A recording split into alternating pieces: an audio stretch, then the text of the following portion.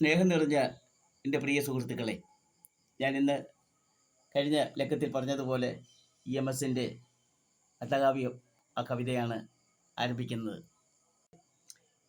ഇത് പ്രകാശനം ചെയ്തത് 2022 ആഗസ്റ്റ് 18-ാം തീയതിയാണ്. അന്ന് തേക്കേക്കര കുളത്തിയാട് കമ്മ്യൂണിറ്റി ഹാളിൽ വെച്ചാണ് ആ ഫംഗ്ഷൻ നടന്നത്.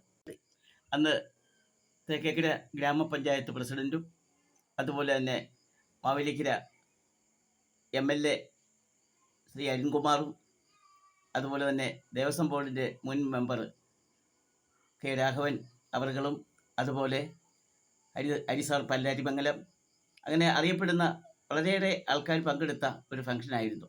വേദിയിലും സദസ്സിലുമായി ഒട്ടേറെ പേർ ആ ഫംഗ്ഷനിൽ പങ്കെടുത്തിരുന്നു.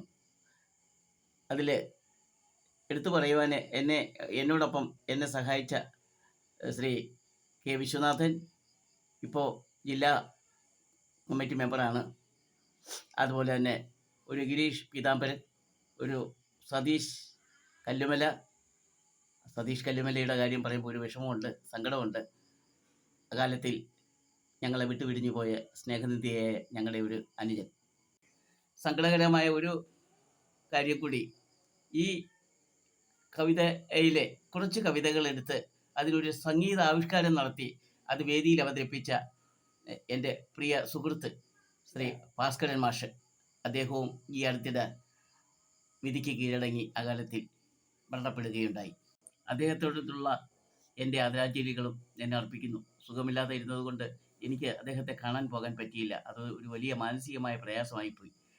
അങ്ങനെ വളരെ നല്ലവരായ കുറച്ചേറെ ആൾക്കാരുടെ അകമഴിഞ്ഞ സഹായവും സഹകരണവും ഒക്കെ ഇതിൻ്റെ പിന്നിൽ ഉണ്ടായിരുന്നു. ഇനി പുസ്തക പ്രകാശന ചടങ്ങിനെക്കുറിച്ച് പറഞ്ഞു, പക്ഷേ പുസ്തകം പ്രകാശനം ചെയ്ത വ്യക്തിയെക്കുറിച്ച് എനിക്ക് കുറച്ച് പറയാനുണ്ട്. അത് പിന്നീട് ഞാൻ പറയുന്നതായിരിക്കും. ഈ കവിതയെക്കുറിച്ച് ആമുഖത്തിൽ വിശദമായ രീതിയിൽ സംസാരിച്ചത് കൊണ്ട് കവിതയ്ക്കുള്ള സമയം കിട്ടുന്നില്ല. അതുകൊണ്ട് അടുത്ത വീഡിയോയിൽ ഞാൻ കവിത ആരംഭിക്കുന്നതാണ്.